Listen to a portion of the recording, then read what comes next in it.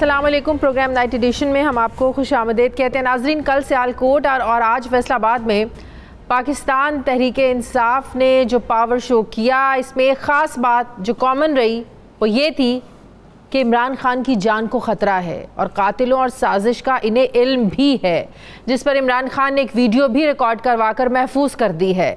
अपने कत्ल की साजिश के हवाले से इमरान खान ने क्या कहा, ज़रा देखिए। जब भी गवर्नमेंट कही है पाकिस्तान में मिठाइयाँ बांटी जाती हैं, उन्होंने देखा कि बजाय लोग मिठाइयाँ बांटने के लोग तो सड़कों पे आ गए हैं, तो फैसला किया कि इस तरह तो बात नहीं बनेगी, इसको दुनिया से ही फारिग किया जाए। मैंने इसलिए एक वीडियो रिकॉर्ड किया, उस वीडियो के ऊपर मैंने एक एक का नाम लिया जो इस साजिश में मुलव्विस था। नाजरीन, इमरान खान की हुकूमत गिराने के पीछे वाकई कोई साजिश थी या नहीं, इसका फैसला तो अभी नहीं हुआ कि एक और ख़तरनाक साजिश का जिक्र ज़रूर ज़ेर बहस आ गया है। इमरान खान ने अपने कत्ल की साजिश में मुलव्विस किरदारों को अभी सामने लाने से गुरेज किया है। साथ ही उन्होंने इस साजिश की कोई तफसीलात भी शेयर नहीं की हैं जिसके मुताबिक उनकी सिक्योरिटी को इंश्योर किया जा सके।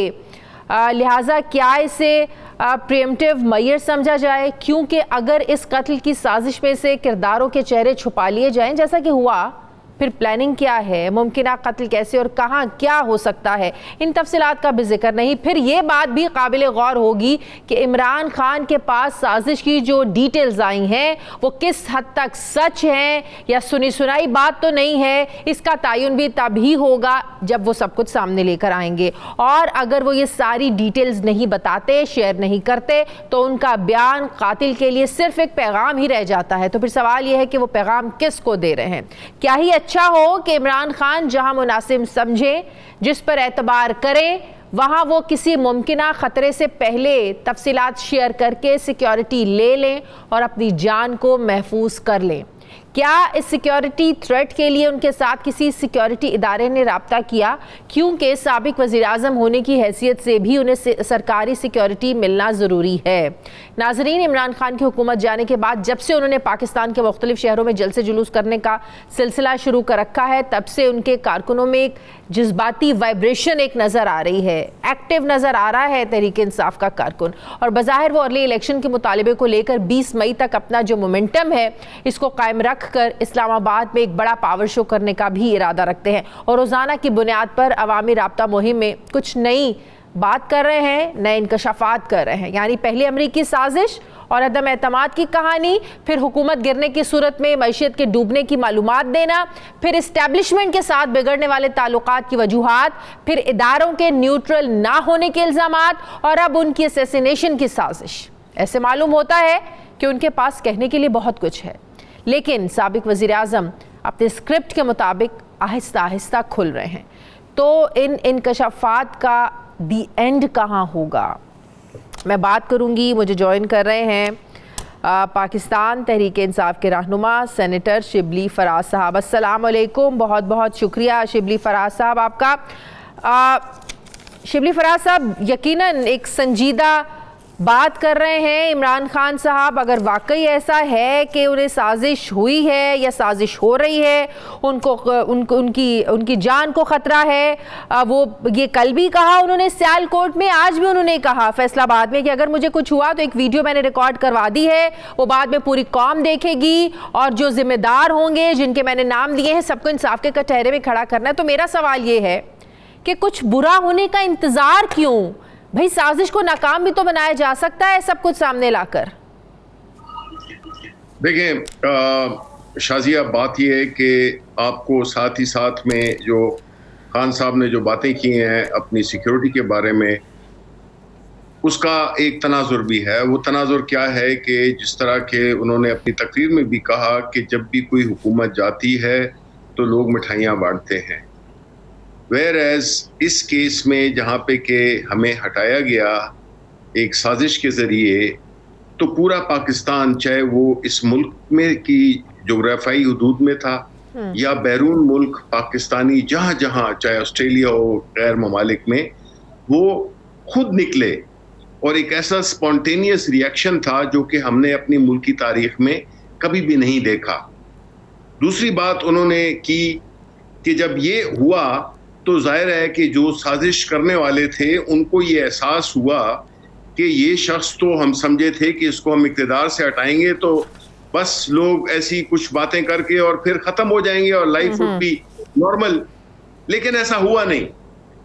पहली दफा देखा कि पूरी कौम एक कौम के तौर पे इकट्ठी हुई और उन्होंने कहा कि नो मोर, नो मोर, हम इसे मजीद जारी नहीं रखना चाहते। और एक आप देखें कि इनका ख्याल था जैसे कि ख्वाजा आसिफ टाइप लोग जो कहते हैं कि जी हफ्ते बाद 2 हफ्ते बाद लोग भूल जाएंगे, ऐसी बात नहीं है। हम लोगों में फिर रहे हैं, आप भी फिरते हैं, आप जर्नलिस्ट हैं, तो ये सारी चीजें देखते हुए अब एहसास हुआ है कि इलेक्शन कराएं तो भी बुरा, इलेक्शन ना कराएं तो भी बुरा।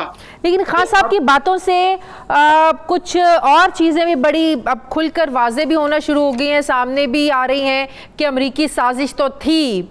चले नवाज शरीफ, जरदारी, ये सारी कंपनी भी इसमें शामिल थी।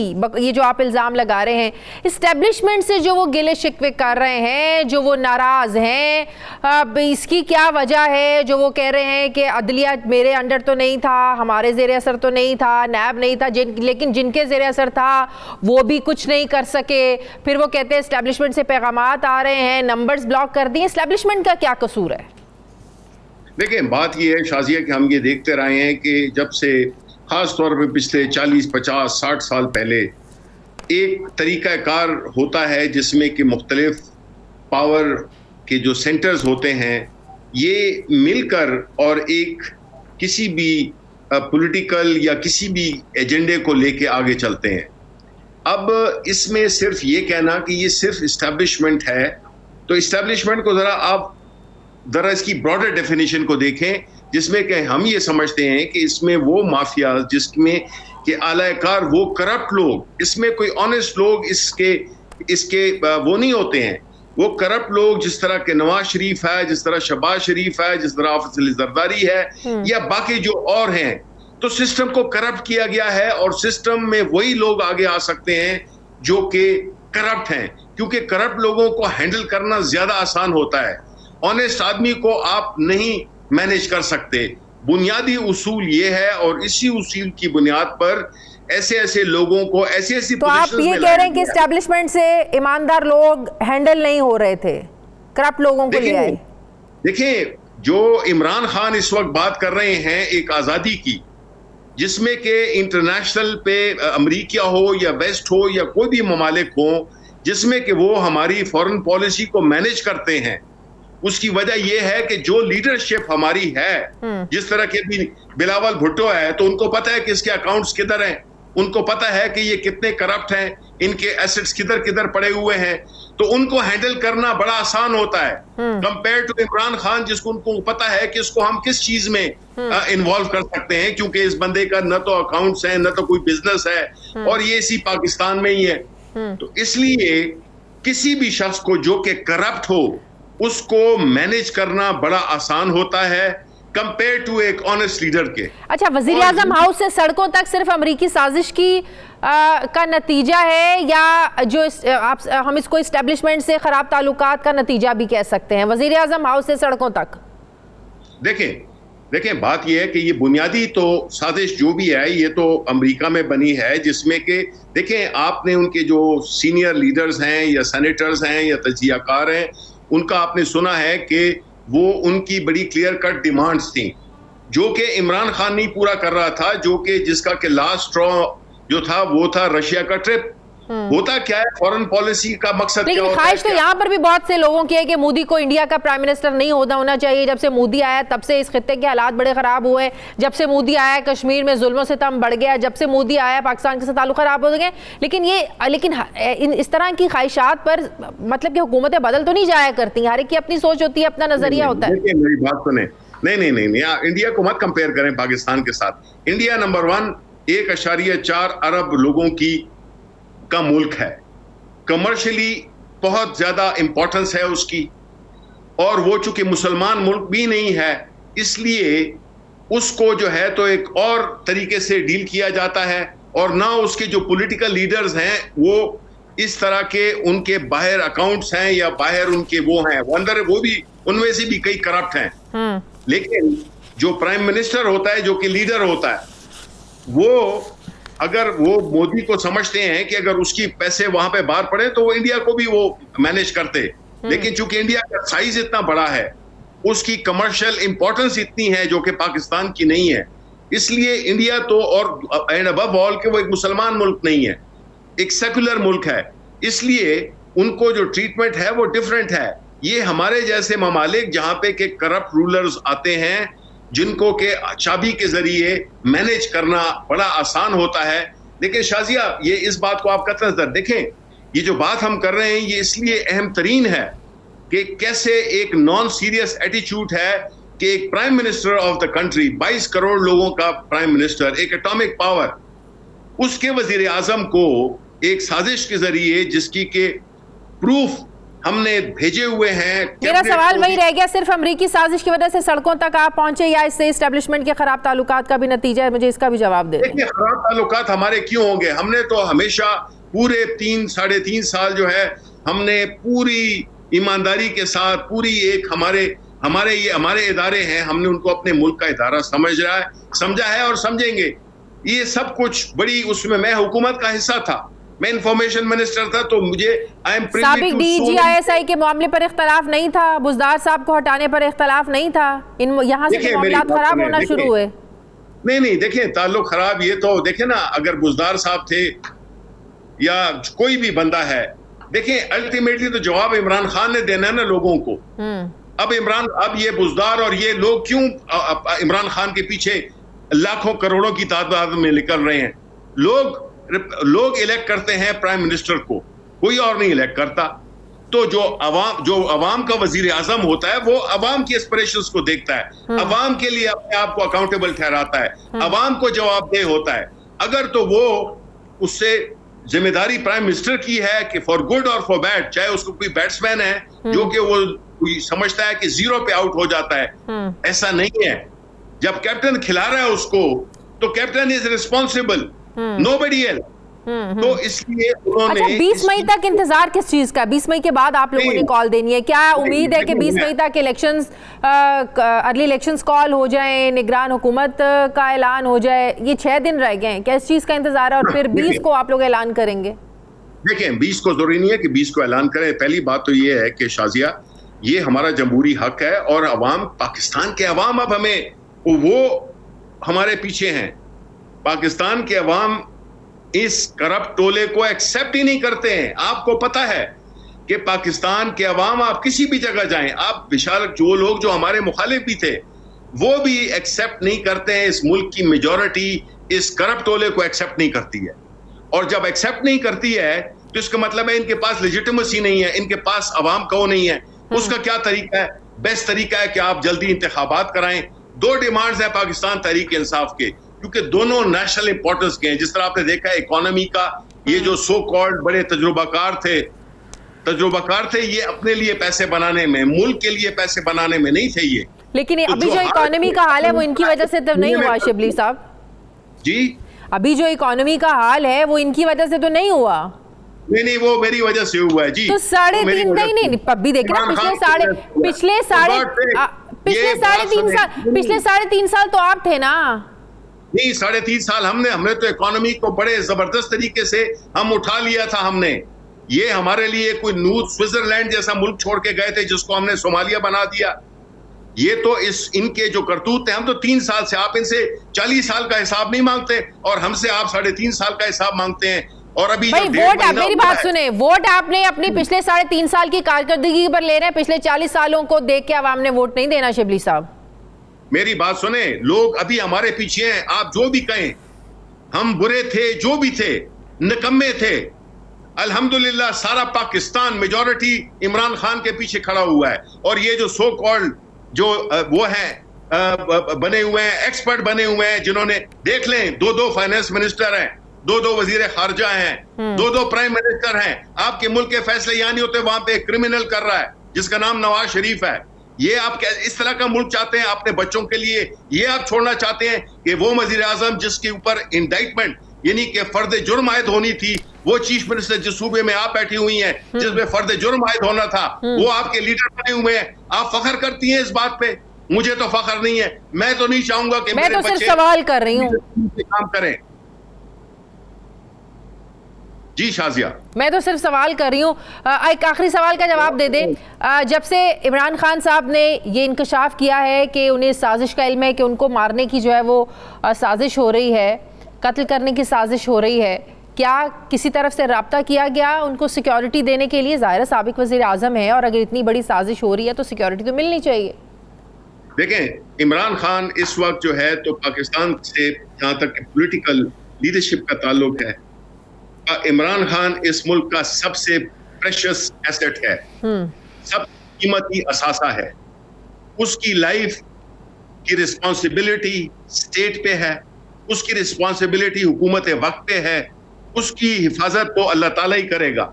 लेकिन जो भी खुदा न खास्ता इमरान खान को कुछ हुआ तो फिर जो है ना, आप कोई अच्छी कुछ होने का इंतजार क्यों कर रहे हैं? मैं फिर अपनी पिछली बात पे चली, कुछ होने का इंतजार क्यों? देखें, इंतजार नहीं कर रहे, हमने अपनी तरफ से जो भी चीजें हैं वो हम कर रहे हैं, लेकिन ये फर्ज है, ये कोई प्राइवेट कोई एक वो नहीं है जिसमें कि आप एक प्राइवेट गार्ड्स रख लें और एक प्राइवेट जो है तो एक वो क्या होता है उसको आप एक जत्था लेके फिरते रहें, ऐसी बात नहीं है। देखें, ये जिम्मेदारी अल्टीमेटली गवर्नमेंट ऑफ पाकिस्तान की है। दूसरी बात ये है कि देखें जी, उन्होंने बताया भी कि यहाँ पे भुट्टो साहब को फांसी दे दी गई, जुडिशल मर्डर हुआ, इसमें लियाकत अली खान, इसमें बेनजीर भुट्टो, इसमें कितने पॉलिटिकल लीडर्स जो है ना वो हुए, उनका जवाब नहीं मिली। ये बेसिकली जो अहम तरीन चीजें हैं वो दो हैं, क्योंकि हमारे दुश्मन को ये नहीं है कि सिर्फ यहाँ पे तो अलाकार बैठे हुए हैं जो बाहर के लोग जो के कर रहे हैं, तो इसलिए ये फर्ज नहीं बनता शाजिया इस मुल्क में, क्योंकि ये अगर ये साजिश हुई है तो ये पाकिस्तान के खिलाफ हुई है, ये इमरान खान के खिलाफ नहीं हुई, ये पाकिस्तान के लोगों के खिलाफ हुई है। तो इसका नहीं बनता कि टॉप प्रायोरिटी पे, चाहे वो सेनेट हो, नेशनल असेंबली हो, सुप्रीम कोर्ट हो, जितने भी इदारे हैं, इसी को नंबर 1 प्रायोरिटी करके करें कि जी ये कैसे हुआ, ये नहीं होना चाहिए, because this is an atomic power. अगर आप कोई ऐसे लोग ले आते हैं सही और 22 करोड़ अवाम, तो ये तो फिर एक राजवाड़ा बन जाएगा।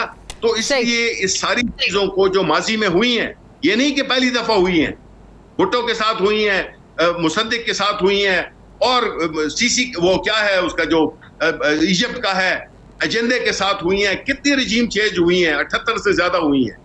तो हमें चाहिए कि बहैसियत कौम, अगर हम अपने आप को पाकिस्तानी समझते हैं और अगर हमें इस फ्यूचर से दिलचस्पी है, हमें इसकी इन्वेस्टिगेशन करनी चाहिए डेली बेसिस पे, सही, जब सामने आ ना जाए। जुडिशल कमीशन तो ये हुकूमत बनाना चाहती है, आप लोग उसको मानने को तैयार नहीं है, तो कैसे इन्वेस्टिगेट होंगी सारी चीजें? कमीशन अभी तक कोई नहीं किया। जुडिशल कमीशन तो बनना चाहिए और पब्लिक हियरिंग होनी चाहिए। ये नहीं है कि बात को एक बराए एक फॉर्मेलिटी समझ के कर दिया जाए और फिर कुछ भी नहीं हो। नो, पाकिस्तान के लोगों को तसल्ली होनी चाहिए कि जो इन्वेस्टिगेशन कर रहे हैं, बिकॉज कंटेंट्स, मैं एज अ कैबिनेट मिनिस्टर आपको एक्स कैबिनेट मिनिस्टर बता रहा हूँ, कंटेंट्स आर वेरी क्लियर, उसमें कोई तशरीह की भी जरूरत नहीं है। वो शेर नहीं है जिसका कि आपको मतलब न समझ आ रहा हो। ये बड़ी क्लियर सिंपल लैंग्वेज है जिसमें कि डायरेक्ट धमकी दी गई है और वोट ऑफ नो कॉन्फिडेंस का जिक्र है। सही। और इसमें जो security committee, national security committee के बड़े सीनियर ओहदेदार हैं, उनके मिनट्स में कमेंट्स भी आप पढ़ें तो आपको यकीन आ जाएगा कि ये बिल्कुल है। ये तो कह रहे थे कल तक कि जी ये खत भी जाली है। सही, बहुत बहुत शुक्रिया। पाकिस्तान तहरीक इंसाफ के रहनुमा सेनेटर शिबली साहब मेरे साथ थे। मुझे प्रोग्राम में एक ब्रेक लेनी है, नाज़रीन वापस आते हैं एक छोटे से वक्फे के बाद।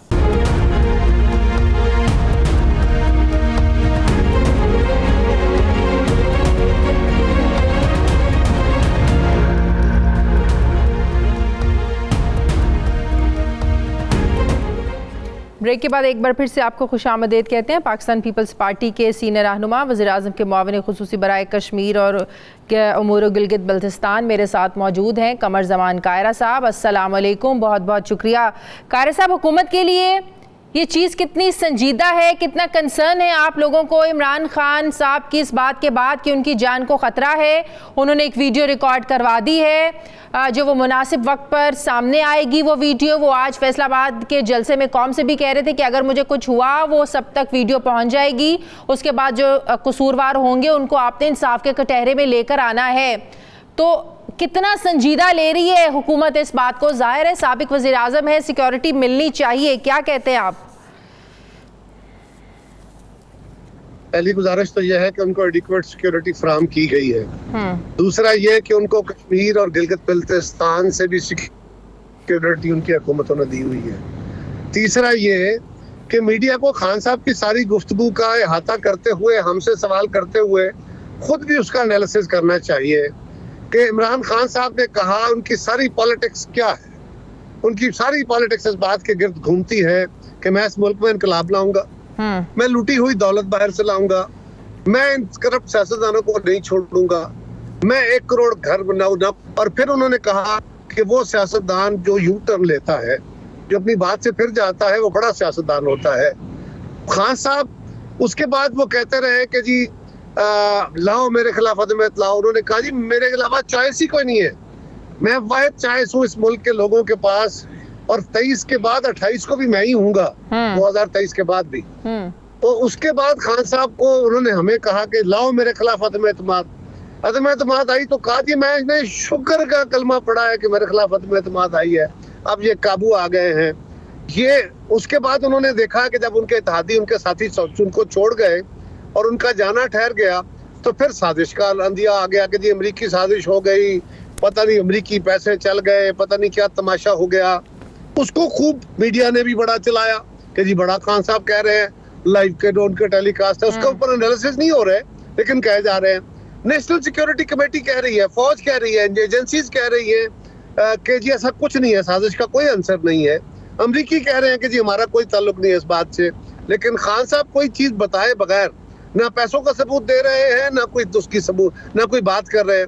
लेकिन अब तो बात बड़ी आगे निकल चुकी है ना, अब तो वो कह रहे हैं कि अब तो उनकी जान को खतरा है। 1 मिनट आपको ना 10-15 सेकंड आप जरा थोड़ा सा और सब्र करें, मेरी आर्गुमेंट खत्म हो गई। तो गुजारिश ये है कि उसके बाद ये भी कोई महीना सवा महीना अच्छा चलाया उन्होंने, उनका भी माल खूब बिका, मीडिया ने भी खूब चला लिया इसको, कुछ दोस्तों ने हमारों ने।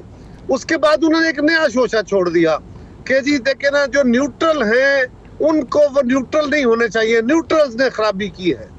एक नया मंत्रा छेड़ा, 1 हफ्ता इस पे चला लिया। और उसके बाद उन्होंने कल से आज से नहीं कहा, कल से एक दास्तान नई छेड़ी है कि मेरी जान को खतरा है और मुझे पता है, मैं एक एक किरदार को जानता हूँ। मैं कहता हूँ अगर खान साहब आप अपने खिलाफ होने वाली साजिश और किरदारों को जानते हैं और आप पाकिस्तान की रियासत को और पाकिस्तान के लॉ एनफोर्समेंट एजेंसीज को नहीं बता रहे, तो फिर आप जुर्म कर रहे हैं। आपकी जान को खतरा तो एक तरफ, आप जुर्म कर रहे हैं, बिल्कुल आप इस जुर्म के मुर्तकिब हो रहे हैं। आपको चाहिए फौरी तौर पे आप आईजी पंजाब को, आप हमारी सिक्योरिटी एजेंसीज को, आप इंटेलिजेंस किसी एक को बताइए कि आपके खिलाफ कौन है साजिश कर रहा है, किससे जान का खतरा है, सब्सटेंशियल एविडेंस दीजिए। और अगर ये बात दुरुस्त हुई तो हम आपके साथ होंगे। कह इसलिए रहे हैं कि उनके पास हर हफ्ते एक नया झूठ अगर ना हो तो उनकी सियासत आगे नहीं बढ़ती, वो फ्यूल नहीं मिलता उनकी सियासत को सिवाय झूठ के। नहीं, इसको हमें इस तरह दूसरे एंगल से भी देखना चाहिए। आपको पता है जब बीबी आई थी उन्होंने भी इन खदशात का इजहार किया था कि अगर मुझे कुछ हुआ ये लोग जिम्मेदार होंगे। तो माजी को कुछ मद्देनजर रख कर तो किसी हद तक संजीदा लेना चाहिए कारा साहब। मैं कह रहा हूँ जी कि बीबी ने कहा जो भी वो एक साथ हादसा हुआ बिल्कुल लेना चाहिए, लेकिन खान साहब की पूरी सियासत इस तरह का डंग टपाऊ झूठ बोल के कभी साल चला, कभी 1.5 साल चला, कभी 2 साल चला, फिर अब वो उनकी मुद्दत कम होती गई, फिर 2 महीने, फिर महीना, फिर 15 दिन, अब वो हफ्तवारी एक नया प्रोपेगेंडा, एक नया शोशा छोड़ रहे हैं। इस मामले को सीरियस लेना चाहिए, खान साहब से पूछना चाहिए, हमारी गवर्नमेंट को भी। मैं तो अपने वजीर दाखिला को कहूंगा, मैं अपने आईजीपी को कहूंगा, मैं अपनी हुकूमत को कहूंगा कि बिल्कुल खान साहब को पूछें कि उनको किससे खतरा है, वो उनके साथ सब्सटेंशियल एविडेंस ले।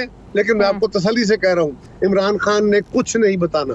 सही। जिस तरह उन्होंने कायरा साहब कमीशन के नाम नहीं दिए, उन्होंने कुछ नहीं बताना। कल तक आप लोग जब ऑपोजिशन में थे, आप लोगों का भी मुतालिबा था फौरी इलेक्शंस होने चाहिए। अगर आज इमरान खान ये मुतालिबा कर रहे हैं, आपको पता है मैशियत का इस वक्त क्या हाल है, डॉलर कहाँ तक पहुँच चुका है। मरियम नवाज खुद कहती है कि इमरान खान की हुकूमत के गुनाहों का टोकरा हमें सर पे नहीं उठाना चाहिए। मतलब वो जिम्मेदारी लेने को तैयार नहीं है कि कल को हमें अवाम को जवाब ना देना पड़े कि मैशियत का जो हाल किया वो इमरान खान ने किया। भाई हमने तो नहीं किया। तो अर्ली इलेक्शन कराने में या फौरी इलेक्शंस का इनेकाद करवाने में रुकावट क्या है? मुझे बहुत हैरानगी है, सच्ची बात है, मैं आपको सच कह रहा हूँ, मुझे बहुत हैरानगी है। जब आप दोस्त मुझसे ये सवाल करते हैं तो मैं हैरान हो जाता हूँ कि इस सवाल का तो कोई 5,000 दफा जवाब दिया जा चुका है, कम से कम। इसलिए कि हम तो कह रहे थे कि हम इलेक्टोरल रिफॉर्म्स के बगैर इनके किए हुए रिफॉर्म्स को एक्सेप्ट नहीं करते। हमने जब वो रिफॉर्म्स हो रही थी तो हमने कहा था कि इन रिफॉर्म्स को जिस दिन हमारी हुकूमत आई हम खत्म करेंगे। हमने इमरान खान के खिलाफ अदम एतमाद की तहरीक शुरू की तो हमने कहा इलेक्टोरल रिफॉर्म्स करके नए इंतखाब में जाएंगे। इलेक्शन कमीशन ने सदर पाकिस्तान के खत के जवाब में उनको खत लिख के कहा और सुप्रीम कोर्ट में जाके अपील होके कहा कि हम आईनी जरूरत के तहत, आईनी तकाजों के तहत 7 से 8 महीने या 6 से 7 महीने से कबल इलेक्शन नहीं करा सकते। इसके बावजूद एक अनोखे लाडले का मुतालबा है और मीडिया कह रहा है क्या हर्ज है। कोई हर्ज नहीं है। हमारा काम तो सवाल पूछना है, तो हम तो ये भी कहते हैं कि नून लीग के अपने अंदर से आवाजें उठ रही हैं। नून लीग के तो अपने अंदर से भी तो आवाजें उठ रही है ना कि फौरी इंतखाबात होने चाहिए। मेरा सवाल और है आपसे, आपका बिल्कुल काम है सवाल उठाना, बिल्कुल उठाना चाहिए, लेकिन सवाल रैशनल होना चाहिए। अगर सवाल ही फजूल है तो आपको एनालिसिस करके खुद ही उसको मुस्तरद कर देना चाहिए। देखिए मेरा काम है सवाल करना। अगर मैंने आपके किसी जवाब को तो फजूल नहीं कहा ना, आपका काम है, मैं आपके जवाब की रिस्पेक्ट करती हूँ, आप मेरे सवाल की रिस्पेक्ट करें। मेरी बात सुनिए, मैं आपको सवाल करने से नहीं रोक सकता, लेकिन अगर एक सवाल का जवाब मैं 500 दफा दे चुका हूँ, मैं से मुराद सियासतदान और मैं से मुराद हर मीडिया को दे चुके हो, और 501 दफा वो सवाल आए तो मेरा जवाब तो यही बनता है ना जो मैं दे रहा हूँ। लेकिन मैंने तो आपको अपने प्रोग्राम में जब बुलाया, मैंने तो आज ही आपसे ये सवाल पूछा है, मुझे आपने पहले सवाल का जवाब नहीं दिया। एक प्रोग्राम में नहीं, सैकड़ों प्रोग्रामों में इसका जवाब आ चुका है। अच्छा, अब जो सही लंदन में जो फैसले हुए हैं, क्या पाकिस्तान पीपल्स पार्टी को, जाहिर है आप लोग भी हुकूमत में, आप लोगों को एतमाद में लिया गया या आप लोगों से शेयर हुआ, या अभी तक आप लोगों को भी नहीं पता कि लंदन में क्या फैसले हुए? देखिए, शहबाज शरीफ साहब क्या मुल्क में तशरीफ ले आए हैं, वुज़रा तो कुछ वापस आ गए ना जनाब। देखिए, वो वजीर आजम ने आके जवाब दे बताना है ना अपने इत्तेहादियों को, वो उस लेवल पे आके बातें करेंगे, उनको आने न दे। बिल्कुल उन्होंने भी कहा है, बिलाशुबा कुछ वज़रा आ गए हैं, कुछ अभी नहीं आए हैं, लेकिन वजीर आजम साहब आके हमारी जो क़यादत है जमातों की, उनको बिल्कुल एतमाद में लेंगे, अगले दिनों में आप देख लेंगे। सो ये भी उस वक्त बनता है जब वो वापस आ जाएं, और इसका बिल्कुल हमें पूछेंगे, बिल्कुल हमें बताएंगे, और फिर उसके हम बैठ के मुश्तरका फैसले भी करेंगे। सही, इलेक्टोरल रिफॉर्म्स तो आप लोग करना चाहते हैं, ओवरसीज को वोटिंग का राइट देने के हक में पाकिस्तान पीपल्स पार्टी है? पाकिस्तान पीपल्स पार्टी ओवरसीज पाकिस्तानीज को राइट टू वोट ऑलरेडी है, उनको बाकायदा नुमाइंदगी देने के हक में है, उनके नुमाइंदे कौमी सूबाई असम्बलियों में लाने के हक में है, उससे बहुत आगे जाके हम तो कह रहे हैं। सही, ये आप लोग कह रहे हैं ना, लेकिन नून लीग के कुछ लोगों की तरफ से ये बयान आ रहे हैं कि बाहर के लोगों को भी यहाँ की हल्काबंदी की सियासत का नहीं पता, तो क्यों उन लोगों को वोट का हक दिया जाए? तो राय तो मुख्तलिफ है। देखिए, गुजारिश ये है कि नून लीग के लोग भी, नून लीग की पार्टी पॉलिसी वो है जो मैं कह रहा हूँ इस वक्त, मेरी जमात की भी ये है, उनके कुछ लोगों की राय अगर किसी की है सेपरेट तो हो सकती है, मेरे इल्म में तो ऐसा बंदा कोई नहीं, आप बता दीजिए किसकी राय ऐसी है। मुआशी बहरान जिस तरह बढ़ता जा रहा है, क्या आप लोग समझते हैं कि ये कंट्रोल करना मौजूदा हुकूमत के लिए आसान होगा, या आप समझते हैं कि कल को जब आप लोग इलेक्शन में जाएंगे तो कहीं ना कहीं खमियाजा भुगतना पड़ेगा?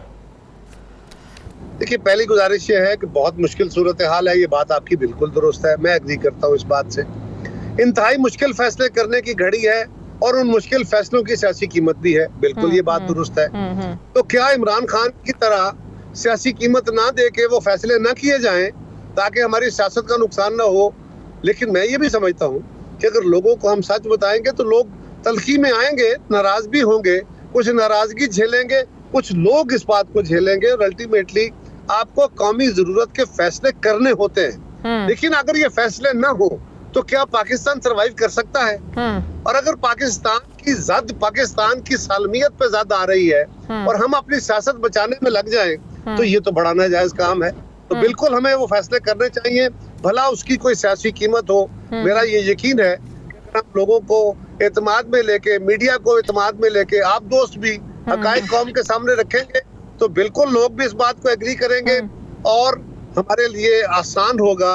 लेकिन अगर उसकी कोई कीमत भी है तो वो कीमत भी देनी चाहिए। कल तक जब इमरान खान की हुकूमत ने पेट्रोलियम मसनूआत की कीमतों में इजाफा नहीं किया था तो बड़ी तनकीद हो रही थी ऑपोजिशन की तरफ से कि आप लोग कब तक ये बोझ बर्दाश्त करेंगे, ये ज्यादती है, IMF के साथ प्रोग्राम आप आगे नहीं चला सकेंगे। आज मौजूदा हुकूमत भी वही काम कर रही है। आज मिफ्ता इस्माइल साहब ने कहा कि हम पेट्रोलियम मसनूआत की कीमतों में इजाफा नहीं करेंगे। तो माशी माहिरीन से बात करें तो ये कहते हैं ये ज़्यादा बोझ, ज़्यादा देर तक ये इकॉनमी ये बोझ बर्दाश्त नहीं कर सकेगी, जिसकी वजह से ये खदशात जाहिर किए जा रहे हैं कि दिवालिया ना हो जाए। जो बात आप फरमा रही हैं ये बिल्कुल ऐसे दुरुस्त है, बिल्कुल ठीक बात है। ये बहुत बड़ा बोझ है, ये लंबा अरसा सस्टेन नहीं कर सकता। यही बात मिफ्ता साहब भी कह रहे हैं। वो ये कह रहे हैं कि हम इस वक्त पेट्रोलियम की प्रोडक्ट्स की कीमत अभी फौरी तौर पर नहीं बढ़ा रहे, लेकिन ये बात भी वो कह रहे हैं कि ये ज्यादा अरसा सस्टेन नहीं कर सकता। ये बात बिल्कुल दुरुस्त है, इसमें कोई शक नहीं है। लेकिन मैं अब मिफ्ता साहब ने किस रेफरेंस में कहा और इसका क्या फैसला है, अभी क्योंकि प्राइम मिनिस्टर आएंगे, उनके आने के बाद कैबिनेट में बैठ मामला छिड़ेगा, उस वक्त तक तो यकीनन ये रहेगा। अब इसके ऊपर कोई फैसला होना चाहिए, लेकिन ये बात बहरहाल दुरुस्त है कि बहुत तल्ख फैसला है, बहुत मुश्किल फैसला है। लेकिन ये फैसला या इसका कोई मुतबादल या मुतबादल आमदन का जरिया, अगर ये सब्सिडी जारी रखनी है तो इसका कोई मुतबादल जरिया बहरहाल हुकूमत को पैदा करना होगा, जो मुश्किल काम जरूर है लेकिन हमें करना होगा। क्या हमारी जगह जो भी होता उसको करना होता, हम भी करेंगे। सही आखिरी सवाल, क्या मौजूदा हुकूमत ये समझती है या मौजूदा हुकूमत को इस बात का इदराक है कि आने वाले दिनों में हालात ख़राब हो सकते हैं? जो तहरीक इंसाफ के लोग खाना जंगी की भी बातें कर रहे हैं, वो 20 मई का इंतज़ार कर रहे हैं, शायद इस चीज़ का इंतज़ार कर रहे हैं कि इलेक्शंस कॉल कर दिए जाए तो 20 मई के बाद पता नहीं इस्लामाबाद में क्या हो जाएगा, इंतशार फैला देंगे। बात तो वो पुरअमन एहतजाज की कर रहे हैं, लेकिन कल जो सियालकोट में हुआ वो भी सबके सामने है। तो क्या मौजूदा हुकूमत इस सारी सिचुएशन को हैंडल करने के लिए तैयार है? जी, हुकूमत हर वक्त तैयार होती है और होना चाहिए, यही हुकूमत के, इसीलिए वो हुकूमत होती है। अगर कोई इसके लिए तैयार नहीं है तो उसको हुकूमत घर जाना चाहिए। तो बिल्कुल तैयार है। दूसरी गुजारिश ये है कि अगर खाना जंगी होनी है तो किसने करनी है? वो जो कह रहे हैं खाना जंगी के हालात पैदा हो सकते हैं, तो वो खाना जंगी चाहते हैं ना, जो कह रहे हैं, वरना वो ये हरकत ना करें, वो खाना जंगी की सूरत हाल पैदा ना करें। और रही बात इलेक्शन, तो अगर इलेक्शन कमीशन कह रहा है, आप भी समझ रहे हैं, मैं भी कह रहा हूँ, हुकूमत वक्त भी कह रही है, तो फिर उनके इस मुतालबे में कितनी जान है कि जो इलेक्शन कराने वाला इदारा है वो भी कह रहा है कि इलेक्शन नहीं हो सकते। आईनी तकाजा भी है, उस बात को देखना चाहिए ना। क्या आईनी तकाजा नहीं है? इलेक्शन कमीशन का जो व्यू है वो गलत है, उनको सदर पाकिस्तान भी मान रहे हैं, उस व्यू को अदालत उज़्मा भी मान रही है। नहीं मान रहा तो ये लाडला। और एक आखिरी गुजारिश ये है कि अगर इस मुल्क के इस वक्त क्राइसिस में, ये जो क्राइसिस बहुत बड़ा है, इस वक्त लीडरशिप भी सारे मुल्क की इकट्ठी है, अगर ये फैसले नहीं कर सकते तो कोई नहीं कर सकेगा। मैं आपको कह रहा हूँ, इनको ही फैसले करने हैं और करने होंगे। बहुत बहुत शुक्रिया कमर जमान कायरा साहब, वज़ीर-ए-आज़म के मुआविन पाकिस्तान पीपल्स पार्टी के सीनियर रहनुमा हमारे साथ हैं। मुझे ब्रेक लेनी है नाज़रीन, वापस आते हैं एक वक्फे के बाद।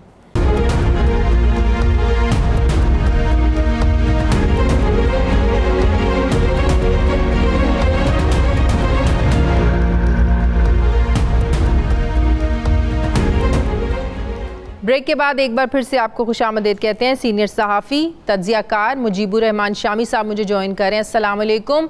शुक्रिया शामी साहब आपका। शामी साहब, पहले अमरीकी साजिश, फिर यहाँ के लोगों का उस साजिश में शामिल होना, फिर इस्टेब्लिशमेंट से ताल्लुकात की ख़राबी का जिक्र करना, और अब 2 दिन से खान साहब बात कर रहे हैं कि उनकी जान को ख़तरा है, उन्होंने वीडियो रिकॉर्ड करवा दी है, अगर कुछ उन्हें हुआ तो वीडियो सामने आएगी, और लोगों से वो कह रहे हैं कि आप लोगों ने इन्हें छोड़ना नहीं है, जिन किरदारों के नाम सामने आएंगे उनको आपने इंसाफ के कटहरे में लाना है। तो ये किस चीज़ का इंतज़ार किया जा रहा है? क्या खान साहब को वो सब सामने अभी नहीं ले आना चाहिए और मौजूदा हुकूमत को उनकी इस बात को संजीदगी से नहीं लेना चाहिए? हालात किस तरफ जाते हुए देख रहे हैं आप शामी साहब? देखिए, अल्लाह ना करे कि इमरान खान साहब को कोई नुकसान पहुंचे। उनकी जान बड़ी कीमती है, वो हमारा सरमाया है और उनकी हिफाजत करनी चाहिए और हुकूमत की जिम्मेदारी है कि उनको सिक्योरिटी फराहम करे, जो सिक्योरिटी एक वजीर आजम को दी जाती है। लेकिन इमरान खान साहब जो ये बात कह रहे हैं, उनको भी चाहिए कि वो तफसीलात जो हैं वो मुतलका लोगों से शेयर करें, जो कानून नाफिज करने वाले अदारे हैं, ताकि उसका कुछ मुदावा किया जा सके, देखा जा सके कि कौन लोग हैं जो उनको कत्ल करने की साजिश कर रहे हैं और जिनकी तफसील इमरान खान साहब के पास पहुंच चुकी है।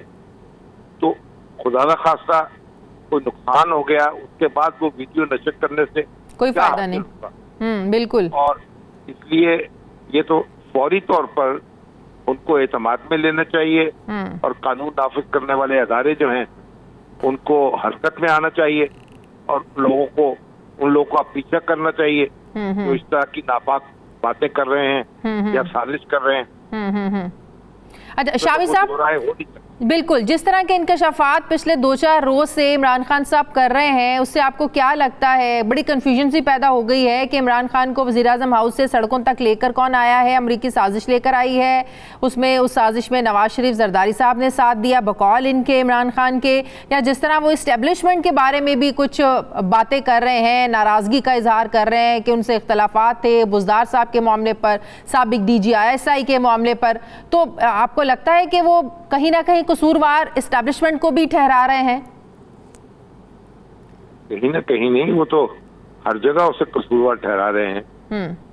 तो कह रहे हैं कि इन लोगों ने उनको काम नहीं करने दिया, उनको एहतसाब नहीं करने दिया और नैब और अदलिया जो है उस पर भी उनका असर और रसूख था और खान साहब जो कुछ करना चाहते थे वो नहीं कर पाए और ये एस्टेब्लिशमेंट की वजह से ऐसा हुआ है। तो खान साहब तो अब बहुत दूर निकल गए हैं। तो मेरा ख्याल है कि वो कुछ खुद कंफ्यूजन का शिकार हैं, उनको समझ में नहीं आ रहा कि वो बात किसके खिलाफ करनी है और कैसे करनी है। तो मेरा ख्याल उनकी तवानाई जो है वो ज़ाया हो रही है इस तरीके से। खान साहब को चाहिए कि अपनी ताकत को संभालें। इलेक्शन तो होंगे, 2 महीने में हो जाए, 4 महीने में हो जाए, 6 महीने में हो जाए, तो वो तवानाई इलेक्शन पे लगाएं, उसको इधर उधर ज़ाया करने की जरूरत नहीं है। लेकिन वो वाकई अब सड़कों पर ज्यादा खतरनाक साबित हो रहे हैं, जैसा कि वो कह चुके थे कि मुझे अगर इक़्तिदार से निकाला गया सड़कों पर मैं बड़ा खतरनाक साबित होऊंगा। इसमें तो कोई शुबा नहीं है कि वो बड़े जलसे कर रहे हैं।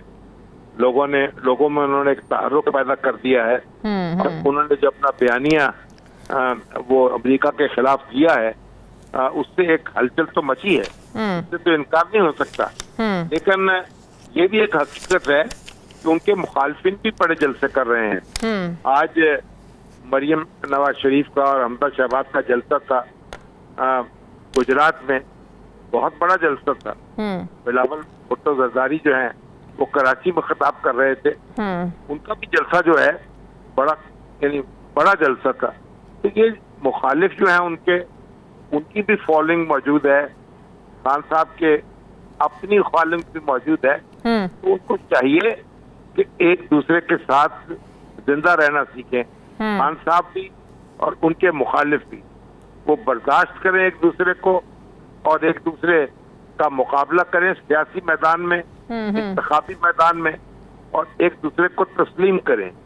और ये जो जमहूरियत में आप किसी से जिंदा रहने का हक नहीं छीन सकते। बिल्कुल। आप किसी को तहतेग नहीं कर सकते। तो ये हमें जिंदा रहने का फन सीखना होगा और लोगों को भी सिखाना होगा। सही। आप समझते हैं कि जितनी ताखीर होगी इलेक्शंस में इमरान खान को उसका ज्यादा फायदा होगा, या आप ये समझते हैं कि अगर फौरी इंतखाबात हो जाते हैं जिसका मुतालबा बार बार इमरान खान कर रहे हैं, और जो एक मोमेंटम उन्होंने बनाया हुआ है, और जो कारकुन पीटीआई का इस वक्त चार्ज है, इस मौजूदा सूरत हाल में उनको ज़्यादा फ़ायदा होगा, या सूरत हाल अगर लेट होगी वो खान साहब के हक में जाएगी? मेरा ख्याल एक जज्बाती फजा जो उन्होंने पैदा कर रखी है, अगर इस वक्त इलेक्शन हो तो शायद उनको ज्यादा फायदा होगा। तो क्या इसीलिए मौजूदा हुकूमत इससे डर तो नहीं रही? नहीं, डरने का मसला नहीं। देखिए, इस वक्त ये जो जमातें इस वक्त हुकूमत में हैं, उन्होंने 2018 के इलेक्शन में 68% वोट लिए थे, यानी 2/3 वोट उनके पास थे और 1/3 पीटीआई के पास थे। तो ऐसा नहीं है कि कोई बिल्कुल ही मामला उलट गया है। खान साहब की ताकत में अगर कुछ इजाफा हुआ है तो उनके मुखालिफ जो हैं वो भी अपनी जगह मौजूद हैं। आप ये नहीं कह सकते किसी के पास वीटो है, वीटो किसी के पास नहीं है। और ये आप नहीं कह सकते कि इलेक्शन में खान साहब यकीनन जीत के आएंगे और 2/3 अक्सरियत लेके आएंगे। उनके मुखालिफ उनका मुकाबला करेंगे, उनमें भी दमखम बाकी है। बुनियादी बात यह है, जमहूरियत का तकाजा ये है, एक दूसरे को बर्दाश्त किया जाए, तहम्मुल का मुजाहरा किया जाए, सही, एक दूसरे की इज्जत की जाए, सही, एक दूसरे को तस्लीम किया जाए। वरना ये जमहूरियत कहीं ऐसी दुनिया में नहीं चल रही कि एक हारने वाले या जीतने वाले जो हैं वो एक दूसरे को तहकीक करने के दर पे हो जाएं, सही, और एक दूसरे से बात करने का रवादार ना हो। सही। शामी साहब, मौजूदा जो हुकूमत है इसमें जितनी भी सियासी जमातें हैं, आपको नहीं लगता कि किसी की तैयारी नहीं थी, प्लानिंग के साथ ये लोग उस तरह नहीं आए, इनको शायद पता नहीं था कि क्या चैलेंजेस फेस करना होंगे? पहला टारगेट यही था कि खान साहब को घर भेजें, बाद में देख लेंगे, जो होगा देखी जाएगी। लेकिन अब ये बात दुरुस्त है कि वाकई अब रियलाइजेशन हो रही है अंदर अंदर खाते सियासी जमातों में कि हमने कहाँ पर हाथ डाल दिया, हम तो इस सिचुएशन को संभाल ही नहीं सकते हैं। आप गवर्नेंस को देख लें, आप अपने मुआशी सूरत हाल देख लें। खान साहब ने जो कैंपेनिंग की है और दबाव बढ़ाया है, इसमें कोई शुबा नहीं। हाँ। ये जो उनके हरीफ हैं वो ये तवक्को नहीं कर सकते थे कि खान साहब इतने खतरनाक साबित हो। तो उनकी ताकत जो है वो तो मौजूद है और उन्होंने भरपूर मुजाहरा भी किया है। लेकिन जहाँ तक पाकिस्तानी मईशत की मुश्किलात का ताल्लुक है, वो तो हर शख्स उनसे वाज़ेह था। और खान साहब जो है ये सब्सिडी दे गए हैं पेट्रोल पर, अब वो मौजूदा हुकूमत जो है वो घबराई हुई है, वो सब्सिडी खत्म नहीं कर पा रही, और खत्म नहीं करेगी तो आईएमएफ से बातचीत शुरू नहीं होगी, बिल्कुल बिल्कुल, प्रोग्राम जो है बहाल नहीं होगा। तो मतलब कि दोनों तरफ से मुश्किल आते हैं। सब्सिडी खत्म करते हैं तो महंगाई का ज़ाहिरा बोझ बढ़ जाएगा आवाम पर, वो आपको जवाब देना होगा, नहीं करेंगे तो आईएमएफ से पैसे नहीं मिलेंगे। यही कायदाना सलाहियत का इम्तिहान तो यही है। हाँ। मुश्किल फैसले भी करने चाहिए लीडरों को, और अगर मुश्किल फैसले नहीं कर सकते, क्या ये मुश्किल फैसले लंदन में बैठ के ही होने? बड़ी तनकीद हो रही है कि भाई आप हुकूमत यहाँ कर रहे हैं, मुशावरत वहाँ जाके कर रहे हैं, फैसले आप लोग वहाँ जाके कर रहे हैं, अपने मुल्क में बैठ के फैसले करें, वहाँ से क्या नवाज शरीफ की डायरेक्शन के बगैर आप लोग फैसले नहीं कर सकते? बड़ी तनकीद हो रही है शहबाज शरीफ साहब पे। हाँ, तनकीद तो हो रही है, और तनकीद करने वाले जो हैं उनका अपना एक मौक़िफ़ है। लेकिन बुनियादी बात यह है कि फैसले हो नहीं रहे अभी, यानी जो मईशत है उसके हवाले से जिन इक़दाम की जरूरत है वो हो नहीं रहे। तो हुकूमत को फैसले करने चाहिए, मुशावरत तो कहा लंदन में हो या लाहौर में हो, तो ये तासुर नहीं देना चाहिए कि एक हुकूमत में कई हुकूमतें हैं और एक गाड़ी को कई घोड़े लगे हुए हैं, सही, कई इंजन लगे हुए हैं। ये एक यकसुई के साथ, इत्मीनान के साथ अपना काम करना चाहिए और फैसले करने चाहिए। ये लीडरशिप जो है वो सिर्फ नारे लगाने के लिए नहीं होती, सही, मुश्किलात में से भी रास्ता बनाना होता है, फैसले करने होते हैं, सही, लोगों को समझाना होता है, उनको लीड करना होता है। सही। बहुत बहुत शुक्रिया सीनियर सहाफ़ी तज़कियाकार मुजीबुर रहमान शामी साहब मेरे साथ हैं। नाज़रीन, हमारे प्रोग्राम का वक्त खत्म हो गया। फीडबैक ज़रूर दीजिएगा, अपना ख्याल रखिएगा, मुझे इजाज़त दीजिए। अल्लाह।